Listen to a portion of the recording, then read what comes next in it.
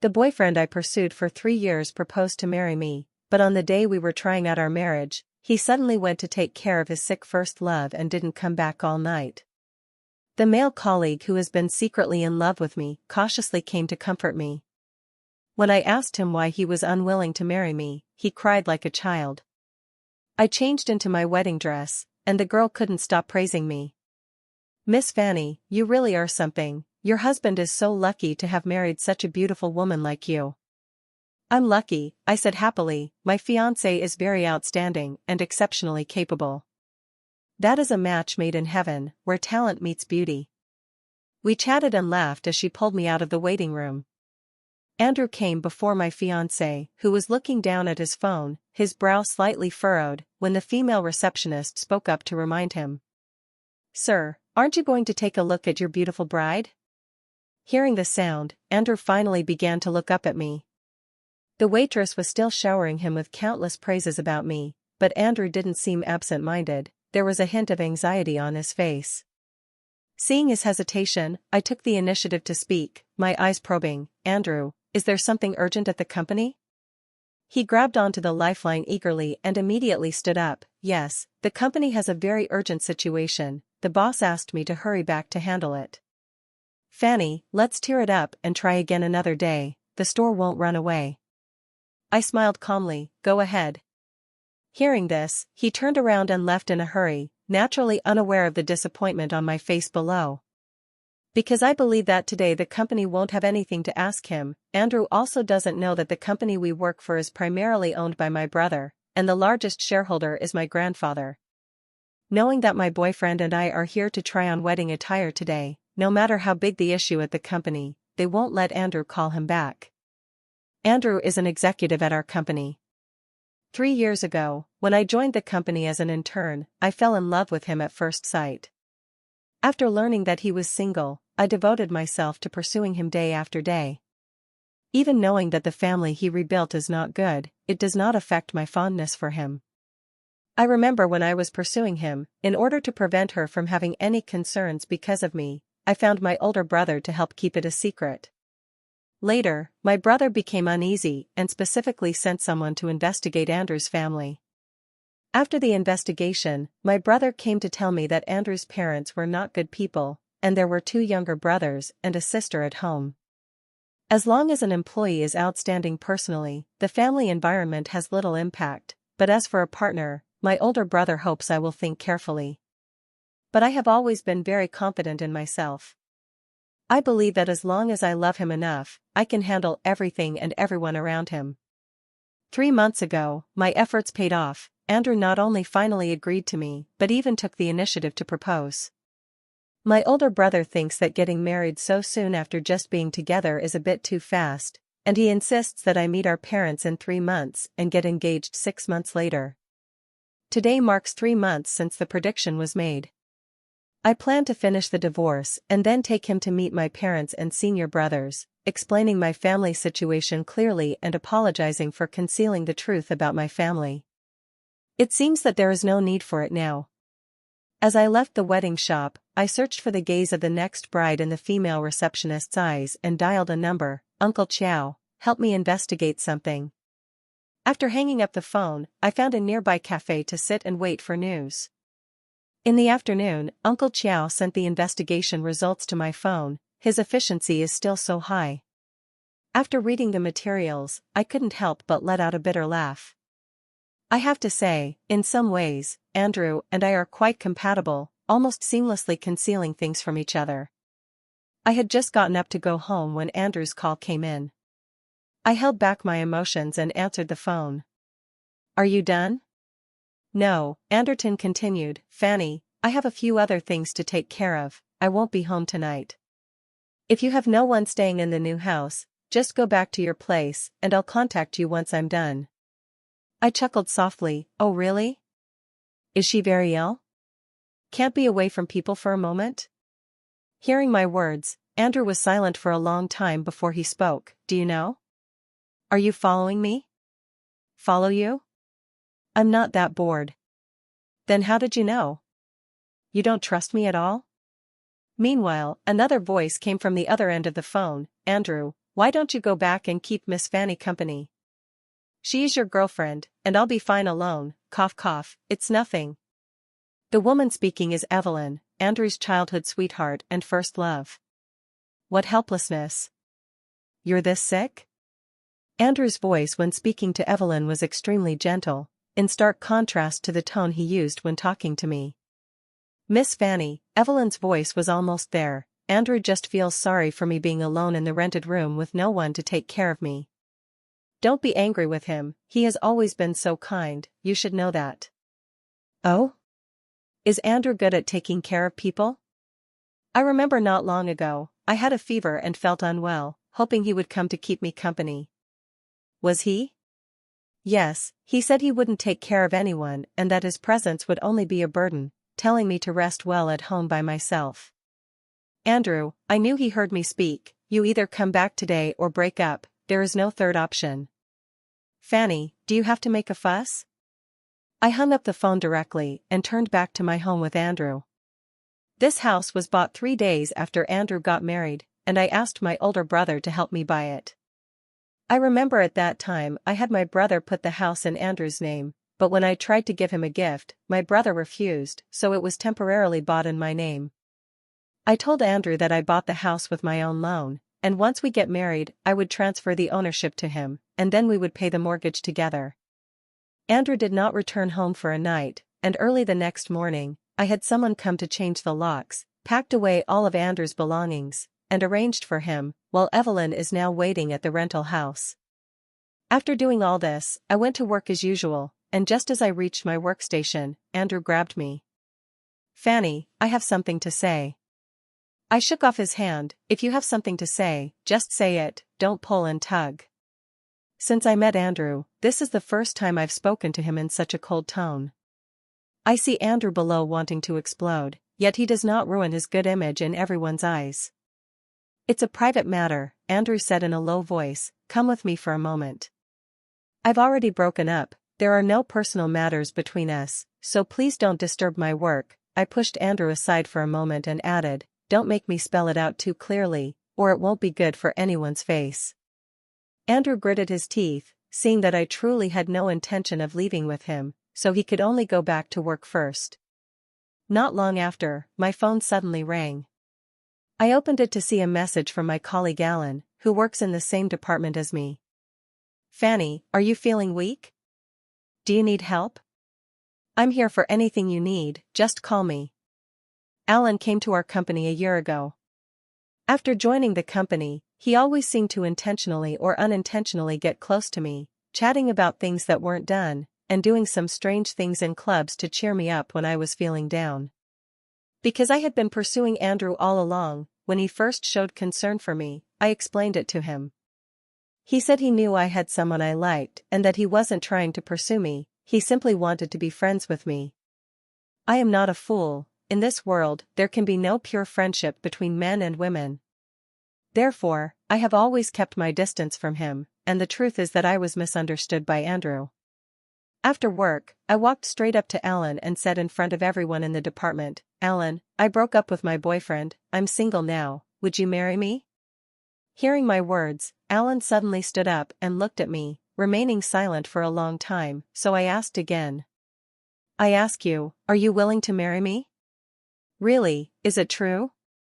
Alan stammered, Fanny, you're not joking, are you? I don't have time for jokes, so I'll ask you, do you want to? Alan nodded repeatedly, willing, of course willing, too. After speaking, he was so shocked that he started to cry. A man who was 1.8 meters tall cried loudly in front of all his colleagues, and after crying, he laughed again, not knowing if he was too excited or too happy. After finally calming down, Mandla asked me, Fanny, can I really marry you? I couldn't help but laugh at his appearance, and my tone softened a lot. I already said, I don't have time to joke with you. As long as you're willing, we can go get the certificate tomorrow. No, he hurriedly replied, it's better to rush for a while, in case there's something about me that you can't accept, it won't lead you to a second marriage. I linked my arm with his and said, okay, from today on, I am your girlfriend. Let's go, we're going on a date. Alan wiped the unshed tears from his face with his hand, then turned to grab mine. As we walked hand in hand past our colleagues, I saw a grotesque and strange expression almost hanging on my own face. There are also people whispering in voices they think we can't hear. I heard that Fanny pursued Andrew for 3 years and finally got him, so why did they suddenly break up? Who knows, maybe it's just that after getting it, one realizes it's not as good as they thought. Maybe so. After all, manager Andrew has never been very nice to Fanny. Even though they are together, he is always cold and indifferent, while he is more enthusiastic towards others. It's better to see the reality early, rather than this. It's better to find someone who treats you well and with whom you share mutual feelings. I have been in the company for 3 years. Because I am kind-hearted, generous to others, and often help my colleagues solve difficult problems, I have a good reputation in my department. So when I announced my breakup with Andrew and publicly confessed my feelings for Alan, most people still viewed the situation from my perspective. I remember that a colleague advised me to give up pursuing Andrew, lest I delay myself. At that time, I liked Andrew so much that I couldn't bear to hear such words. Now that I think about it, he really meant well for me, otherwise, why would he say such ungrateful things? As soon as Alan and I arrived at the bottom of the company building, we were stopped by a woman. She had exquisite makeup on her face, and a hint of grievance in her eyes. This woman, I had seen in the information Uncle Chow provided me, is Evelyn. Miss Fanny. Evelyn looked at our brother, lowered her head and blinked rapidly a few times, shedding a few tears. Miss Fanny, Andrew really didn't mean to not accompany you yesterday, he was just worried about me, we really have nothing going on. Miss Fanny, please don't be angry with brother Andrew anymore, okay? As long as you don't hold a grudge against Andrew, I will do anything to make it up to you. Evelyn. Andrew ran over with a worried expression and supported Evelyn. Why did you go out? You're still not well, you can't be in the wind. Evelyn looked at Andrew with tearful eyes. I came to explain clearly to Miss Fanny, I don't want you to have misunderstandings because of me. There's no need to explain to her. Yes, I raised an eyebrow and smiled, you don't need to explain to me. Andrew and I have already broken up, what your relationship is with him has nothing to do with me. Break up? Evelyn pretended to be surprised, then immediately started crying. Andrew, I'm sorry, if it weren't for me, Miss Fanny wouldn't have broken up with you, it's all my fault. Andrew quickly comforted Evelyn in his arms. Don't blame yourself, it's her own narrow-mindedness. You're still sick, don't cry. After comforting Evelyn, Andrew turned to me and said, Fanny, stop causing trouble. Evelyn came here with her sick body to explain things to you. Are you satisfied now? Throwing around threats of breaking up and playing these little tricks is useless. I was almost at a loss whether to cry or laugh. Andrew, are you deaf or blind? I declare for the last time, we have broken up, and from now on, there will be no relationship at all. Saying this, I pulled Alan over. Look clearly, this is my boyfriend, my future husband. As for you, take your first love and do whatever you want, the further you roll away the better, don't interfere with my sight anymore. Andrew glanced at Alan, then swept his gaze over the crowd that had gathered to watch, took a deep breath, and said, Fanny, rein in your spoiled princess temper.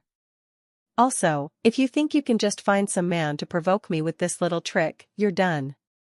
Just go back and stay put, or don't expect me to forgive you.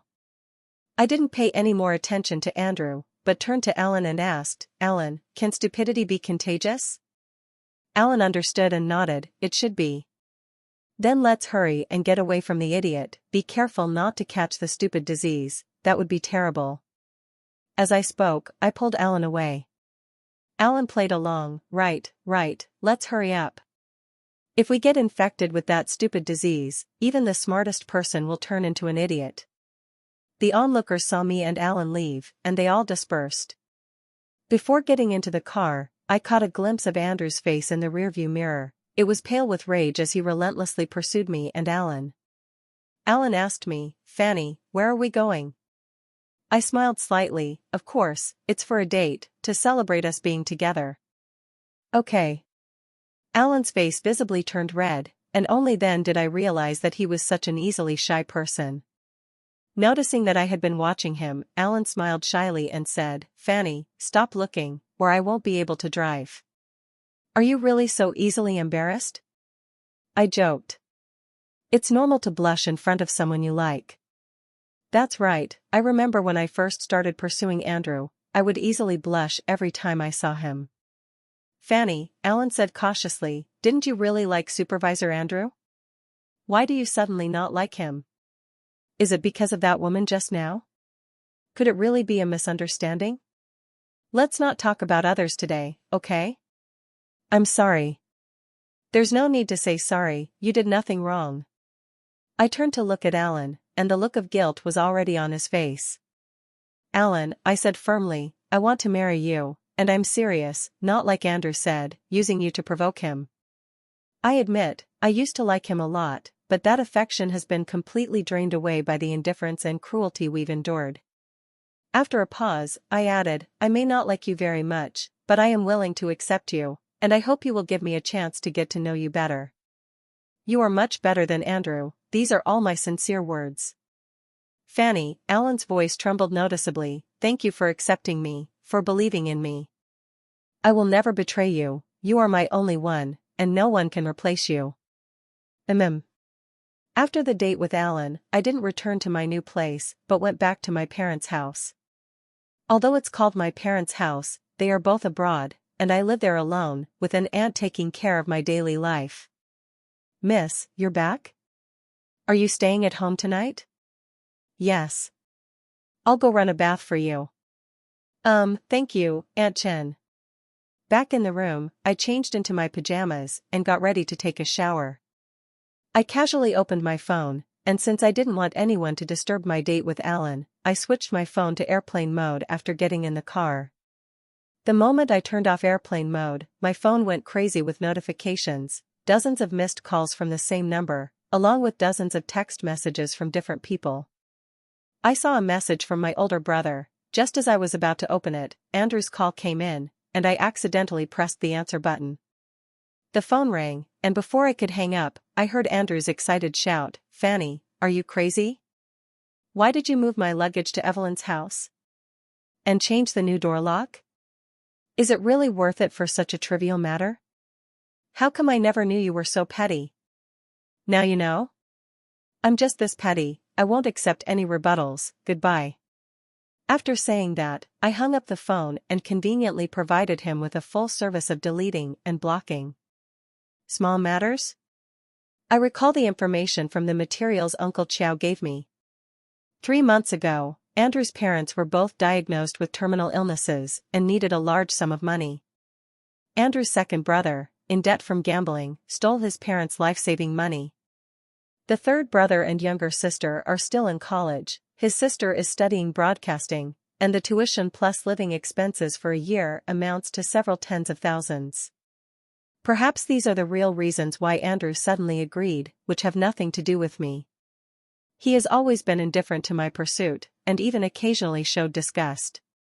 Just when I was about to give up, he suddenly confessed to me and even proposed. In my excessive excitement, I completely overlooked it. Andrew's change is simply not normal. When things are out of the ordinary, there must be something strange. Evelyn was Andrew's childhood sweetheart and first love. It is said that they loved each other deeply, to the point where they could not marry anyone else. However, after they went to college, they became long distance. Evelyn studied in another city and was pursued by a wealthy heir at her school.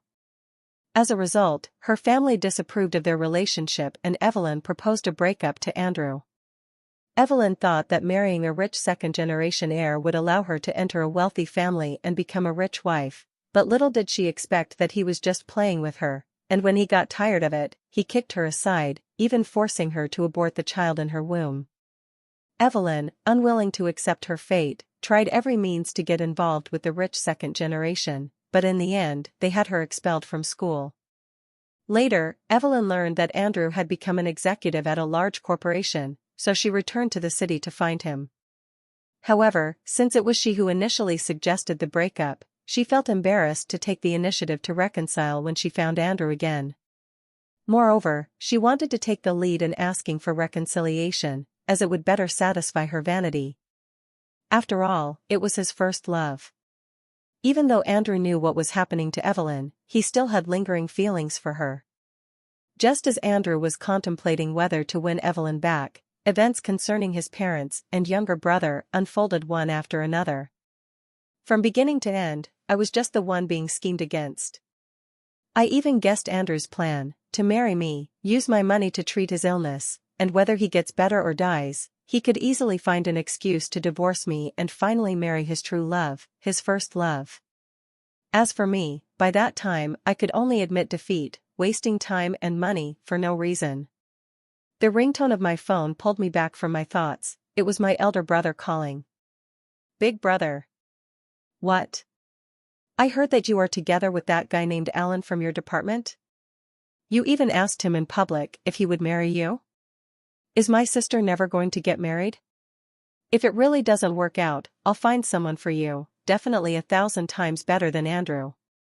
Alan is quite good, what do you think, big brother? The elder brother was silent for a moment. Let me check Alan's family background before we talk, but I fully support your breakup with Andrew. I'm fine, I hung up. I got up early today and have been busy, I'm almost dead tired.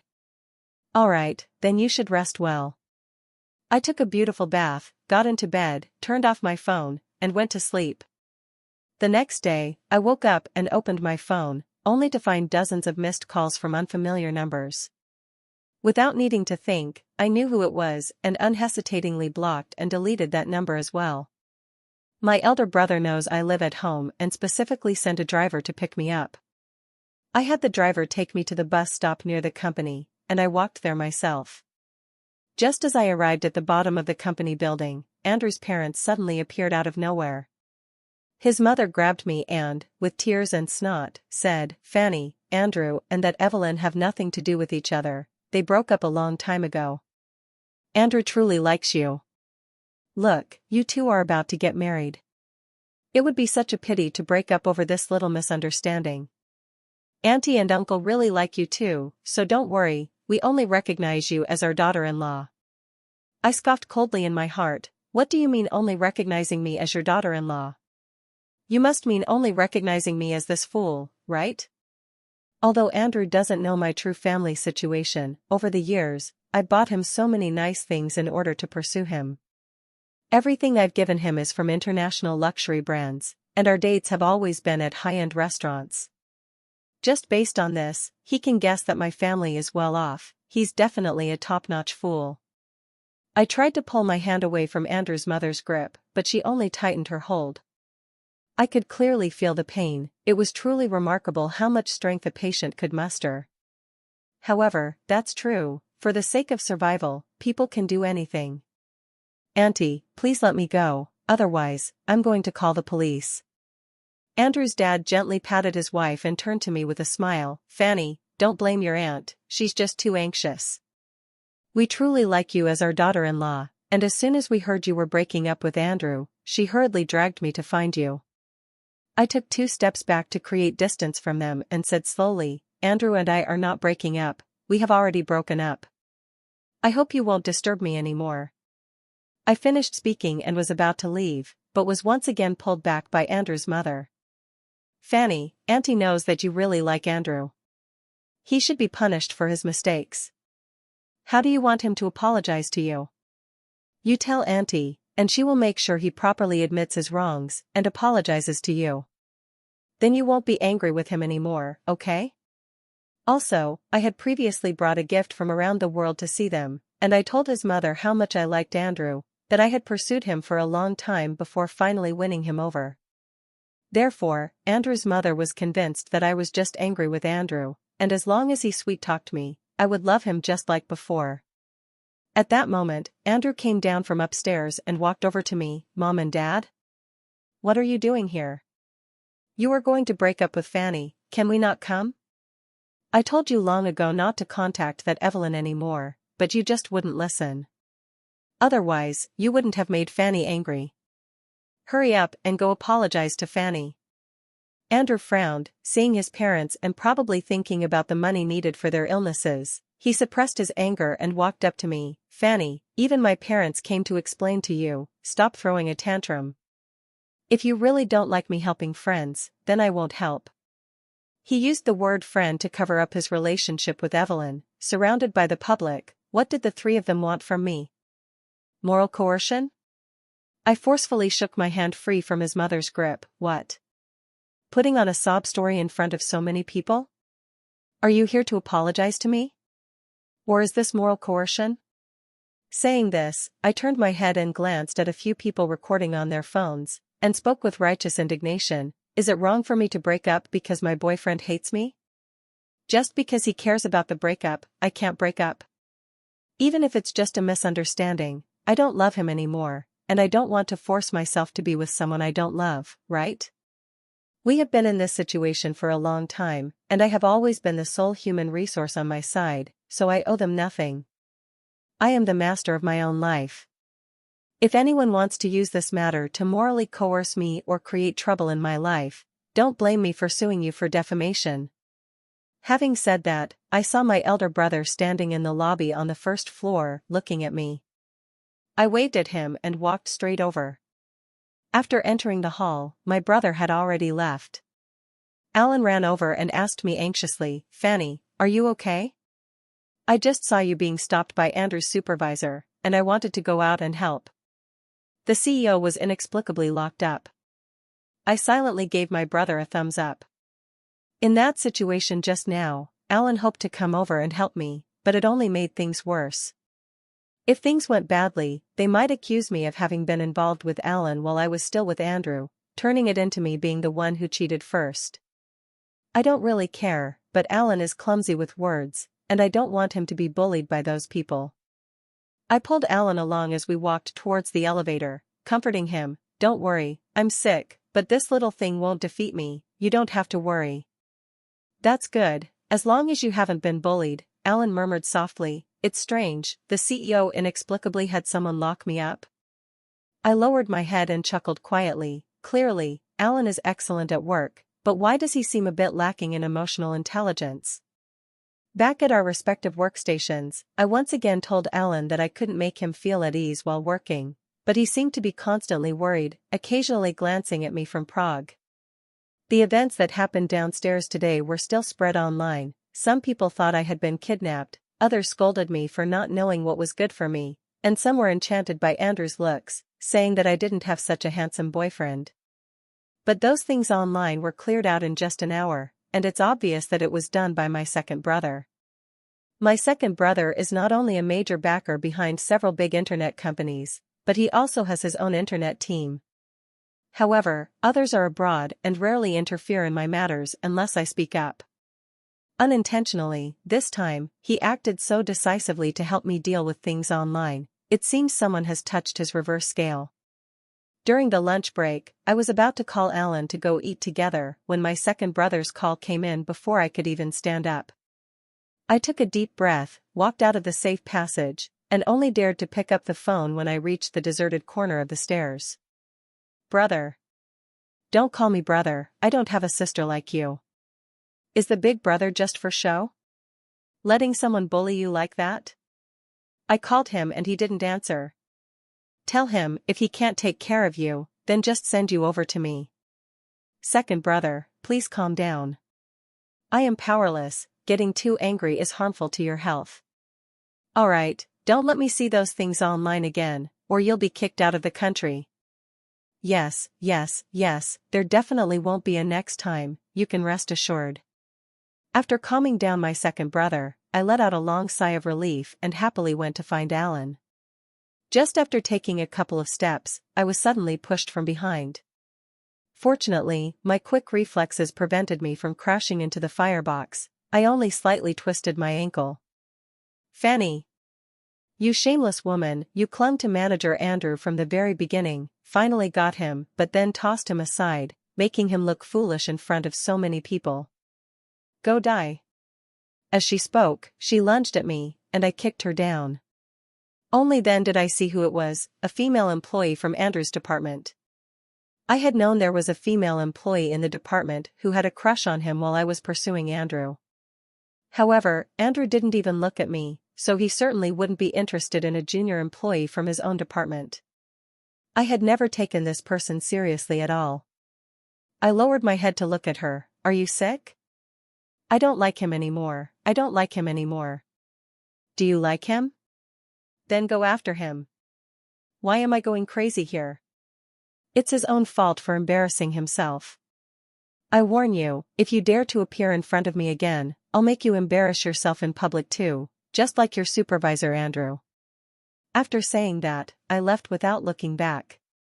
I clearly saw Alan looking for me, so I hurried to his side. Fanny, where did you run off to?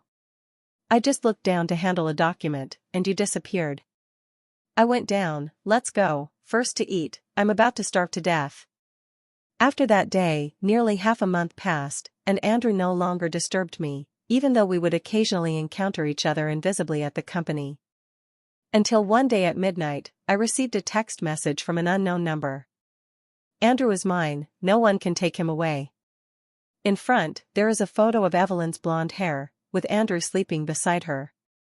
I coldly laughed and replied, wishing you 100 years of harmony, then deleted and blocked. However, what I didn't expect was that I received a text message in the middle of the night, and the next morning on my way to work, I ran into Evelyn. I saw Evelyn running straight towards me, and with a thud, she knelt down there. Evelyn?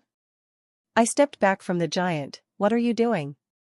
Evelyn cried to me, Miss Fanny, it's all my fault. I beg you, be with Andrew, marry him, or I won't make it home. Hearing Evelyn's words, I was furious. What are you talking about? Don't you want him? I've already wished you both a lifetime of happiness. Have you been kicked in the head by a donkey? Why are you coming at me with this nonsense? No, Fanny, unless you promise to marry Andrew, I will die in front of you. Even if I am not killed by you, you will still be implicated. I was so infuriated by Evelyn's brainless behavior that I almost cursed, but before I could explode, someone suddenly jumped out from the side, kicked Evelyn in the back, and knocked her down. I suddenly realized that the knife at my feet was kicking my eyebrow, and only then did I see who had come. It was Alan.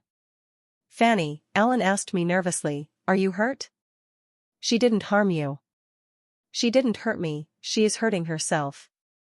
Having said that, I walked up to Evelyn and grabbed her collar. Evelyn, what exactly do you want to do today? Are you trying to force me to marry Andrew with your own life? If you want to die, I can fulfill that for you, but I want to make it clear that I will absolutely never have anything to do with Andrew again. After a pause, seeing that Evelyn seemed to calm down a bit, I curiously asked her, why are you forcing me to marry Andrew? Don't you want him? Why have you changed your mind? Wasn't it him who asked you? After a long time, Evelyn slowly nodded. Andrew, the message I sent you, he was very angry and hit me hard. He said that after a while, you would definitely not be able to hold on and would. It's all my fault for sending you the message and making him wait for several more days. He wants me to force you to reconcile with him, to show that there really is nothing between us. Otherwise, if he tells my parents about me being abandoned and forced to have an abortion, I can't let them know about my situation. My parents value their reputation more than life itself, and if they find out about me, they will definitely kill me. I summoned Evelyn, and Alan quickly came over to hold me, protecting me in his embrace. Go ahead, I said to Evelyn with some oddity. I thought Andrew liked Evelyn, but it turned out that in the face of interests, Evelyn was nothing at all. If you weren't so vain, you wouldn't have lost him. You both brought this upon yourselves, so think carefully. I've made myself very clear, and I won't repeat it. So don't come looking for me next time, or I will make you suffer more than death. After saying that, I took Alan and left directly. Previously, my older brother wanted to fire Andrew, and I advised him to keep Andrew in the company for the time being, to push him to the brink and see what crazy things he might do. Now it seems that firing him would have been the better choice. Andrew hasn't done anything yet, because as time goes by, my anger will naturally dissipate, and I will take the initiative to reconcile with him. If in the end, he finds out that I really don't like him anymore, love, I really don't know what he would do. In the end, his parents and Evelyn, Andrew are all sensible. If it's just aimed at me, it doesn't matter, but if it affects the company, that wouldn't be good. After careful consideration, I hurried to the top floor to find my brother as soon as I arrived at the company. Andrew is a senior executive at the company, and he wants to be fired.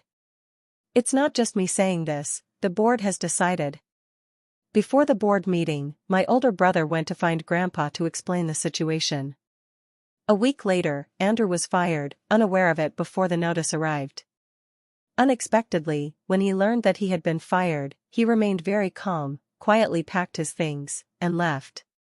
Alan is worried about me, whether it's before or after work, or even in between, he stays by my side without leaving me for a moment. A few days later, I still coughed at Andrew, who reeked of alcohol, his beard unkempt, looking quite disheveled. Alan worriedly sheltered me under his shoulder, carefully embracing Andrew. Andrew's gaze passed through Alan and looked at me.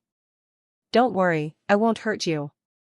Fanny, since I previously promised to be sincere with you and to propose, it was all a calculation on my part. However, it wasn't until I realized that you truly no longer loved me that I became aware, almost unwittingly, that I had already fallen for you. But it's all too late, I was the one who calculated you first, and ending up in such a situation is what I deserve." After speaking, Andrew saw that there was no light of emotion in my indifferent gaze, gave a bitter smile, shook his head, and turned to leave. Only after seeing Andrew walk away did Alan let out a sigh of relief, but he didn't dare to look back, as if afraid to see reluctance in my eyes. "Hey," I called out to Alan, "are we leaving soon? Do you want to starve your wife?" Alan looked at me in surprise, seeing no trace of Andrew in my eyes, and smiled happily. "I was wrong, wife. Let's hurry and eat, I can't let my wife go hungry, or I'll be heartbroken." In the following months, I did not see Andrew again, nor did I hear any news about him. I previously had my brother help me buy that set to marry Andrew, bought another set, and after the house was renovated, my brother looked at me and casually handed me a DV. "Open and take a look." I was very curious to open the DV. Inside was a video of 6-year-old me, following a little girl. "Fanny, when we grow up, can I marry you and make you my wife? Auntie told me that only by being husband and wife can we always be together and never be apart." The little girl held my hand with a joyful yet cautious look in her eyes. Okay. At only 6 years old, I knew that girls and girls couldn't get married, and happily agreed to her. The image behind is of me and the little girl, and she says to my character, when she grows up, she wants to make a lot of money to buy a big house, and then take me home to raise me to be chubby and plump. Who is this person? I looked up and asked my elder brother, "Why do I have no memory of this part at all?" "Didn't you recognize him?" my older brother said with a smile. "The child in the video is Alan." "Alan?" I exclaimed, my eyes widening in surprise. "Isn't there a little girl in here?" My older brother was amused by my reaction. He was just too delicate when he was little, so he was often dressed up as a girl by his aunt. "At that time, when we went to my father's hometown to take pictures, you insisted on going along to play. The video was probably recorded by Alan's aunt, and he has kept it all this time." My elder brother touched my head and said, "To find you, he has endured extra hardships, coming all the way from such a distant countryside to here, and at first, he put in an incredible amount of effort just to get into our company." I was curious why this person was so stubborn about joining our company, and didn't mention the position or salary. After all, there were also big companies looking for him at that time. "What's wrong? Are you so moved that you want to cry?" "I'm just a bit guilty for completely forgetting." "What's the big deal? You were so small at the beginning, this was just a game for you, it's normal to forget, there's nothing to feel guilty about." Big brother, how could he like me for so long? The childish words from our childhood, he actually took them as vows to fulfill. Perhaps, he is just such a person you can frame. I stuffed the DV into my bag and said, "Big brother, he's about to get off work. I'm going to pick him up and take him to see you." Being loved feels like this kind of happiness. I decided that I must also let Alan enjoy the feeling of being loved. I went to the road he must pass after work, and when I saw him appear, I hid behind a sign, ready to give him a surprise. Counting the distance, I jumped out from the signpost, but saw that in his heart there was a girl. Hearing that girl's delicate voice, "Brother, I don't want to be apart. You love me so much, how could you bear to abandon me? We shall not be separated in life or death." Alan saw me, his face showing surprise and panic, and he hurriedly explained, "Fanny, you mustn't misunderstand, I don't know her." She suddenly jumped into my arms. I know," I said, and then I walked over, grabbing that girl and pulling her out of Alan's arms, pushing her aside. "Kathy, see clearly, this is my man. Put away your act of knowing, don't think I don't know what you want to do. Get lost, and if I see you again, don't blame me for being rude." Without giving Cassie a chance to speak, I finished and pulled Alan away. I wanted him to see the surprise I had prepared for him as soon as possible. "Fanny, that's the girl. Her name is Kathy, she's Andrew's sister. She thinks that creating a little misunderstanding can break us apart, and that I will reconcile with her brother. I really don't understand the way their family thinks, they are all so peculiar, not worth paying attention to." I first took Alan to the house I bought and told him this is the new home I prepared for us, then I took him to meet my brother and revealed my identity to him. I don't know if it was surprising, but Alan remained silent for a long time. Worried, I asked him if he was upset with me for hiding things, but he said he also had something to hide from me, and then he told me about how we met in childhood and how he came to find me. I pretended that I knew nothing, savoring what I heard. 3 months later, my parents returned to the country and held a wedding for me and Alan. It was 2 years later that I heard news of Andrew again.